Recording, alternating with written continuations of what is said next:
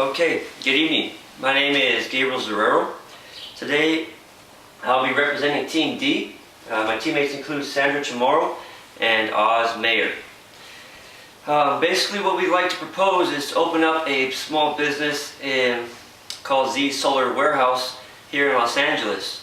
We would like to import solar panels directly from China and become a wholesaler here in the city of LA. Just a little bit about myself. I have a little bit of experience in the photovoltaic systems.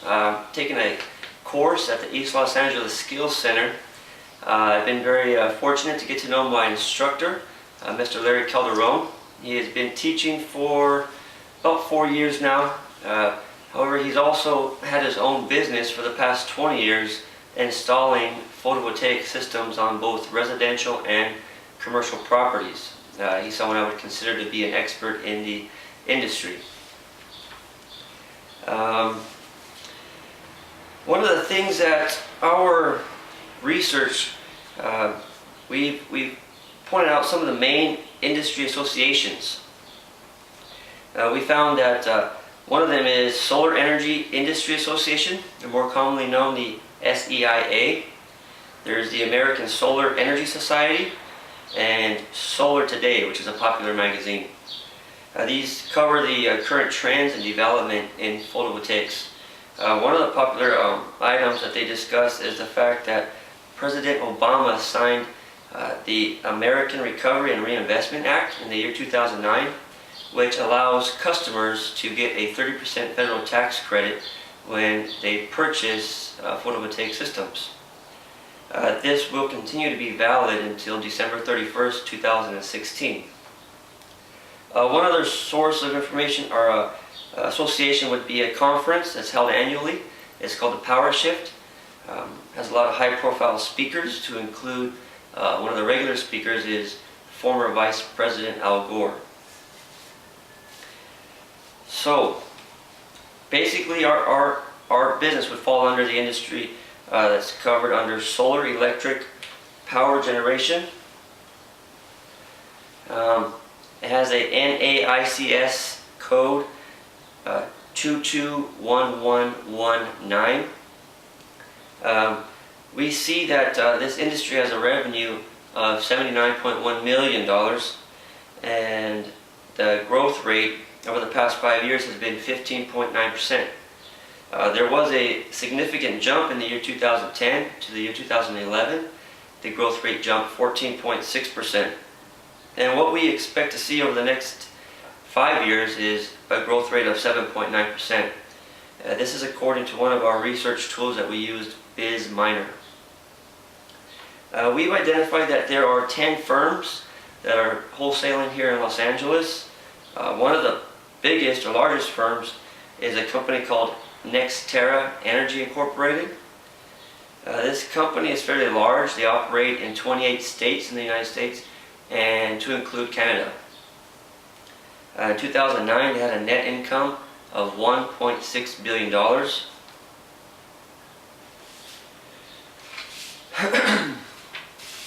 When it comes to our customers and demographics, we have identified that it's primarily male, that's 93%. Average age is 43 years old, and the income, the bulk of our customers, 40% of them make over $70,000 a year. Alright. So when it comes to our business, what we want to do is a channel. When it comes to our channels of distribution, we're going to focus primarily on the retail shops. The people that are installing the products, that's where we want to focus our primary customer. We see that one of the companies that are doing this already is a company called Real Goods. They are one of the main distributors here in the United States. They have already established a relationship with a manufacturer in China. And they also have several small retail shops across the United States. As far as barriers, we identified that there are 2 barriers in this industry for us. One would be the capital it takes to start up this company. and 2 would be the government. As far as capital is concerned, in order for us to import 500 solar panels, it's going to cost us roughly $450,000 is what we came up with. It's not very easy to raise that kind of capital for a startup business. Okay, and as far as government, we got to deal with state, county, and city regulations. One of the first problems with the government is the taxes that we got to pay for importing and exporting this product directly from China. Second one would be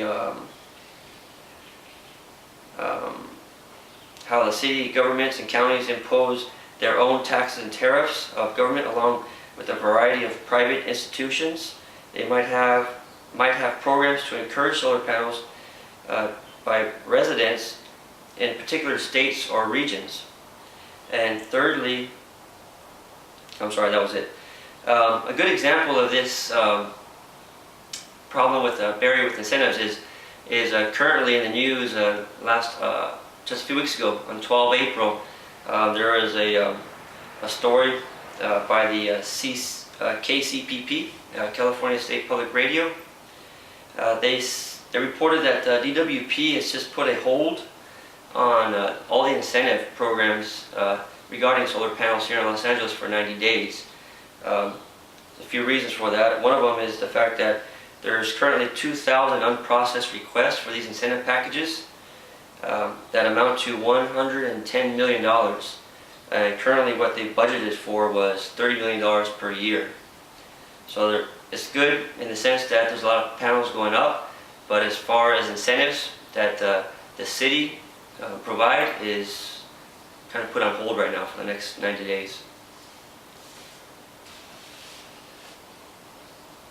And so primarily what our company wants to do is just to pick one particular product and import that from China. We see that one of the most common size panels to put up would be a 240 watt panel. Is what's considered to be a mid-range panel, and it's very common for residential installations. We've also identified that it would be very expensive for us to do this because of the import, export tax, and shipping costs. We've estimated that the cost is going to be $590 alone. That's aside from the actual solar panel itself, which is very expensive and doesn't leave us a lot of margin for profit. And that's because of the fact that we're only ordering a half a container at a time because of the capital costs. Half a container is approximately 8 feet by 8 feet by 20 feet deep, and that's one of the problems when it comes to one of the barriers. Going back to that, as far as substitutes, we see that there are two substitutes when it comes to alternative energy. It's wind and hydroelectric.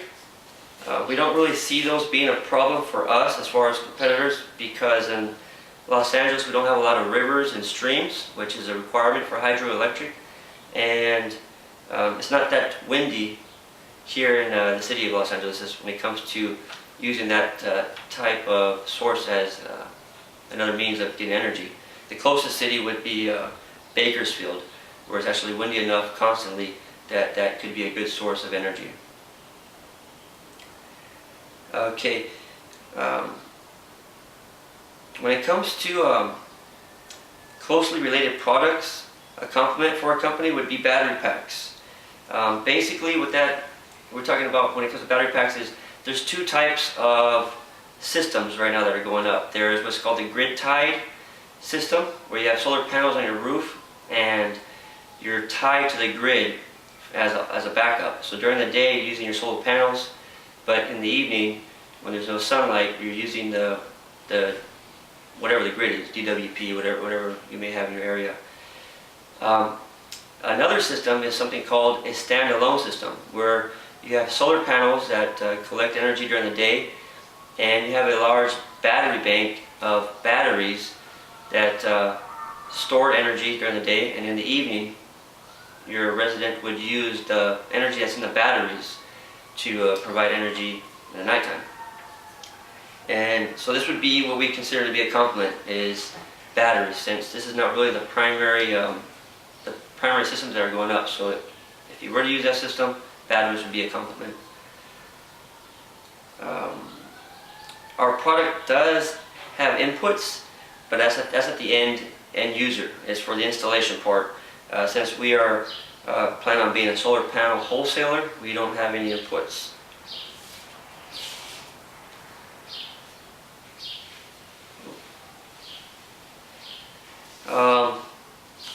Up here you can see we have the Porter's 5-force model. We see that when it comes to substitutes and complements, we're not very concerned with wind and hydroelectrical. Threat of entry, we see that because it's becoming more affordable, it's going to be high. There's going to be a lot more people coming into the industry. And supply of power, low to medium, internal rivalry is high, buy power is also high. When it comes to the potential impact of changes in this industry, we think it's favorable for us because as social and legal regulations encourage the use of solar power by individual consumers, the technology advancement will increase the productivity of solar panels while reducing the end cost due to higher production volume and profits. This concludes my briefing. If you have any questions, please feel free. Thank you.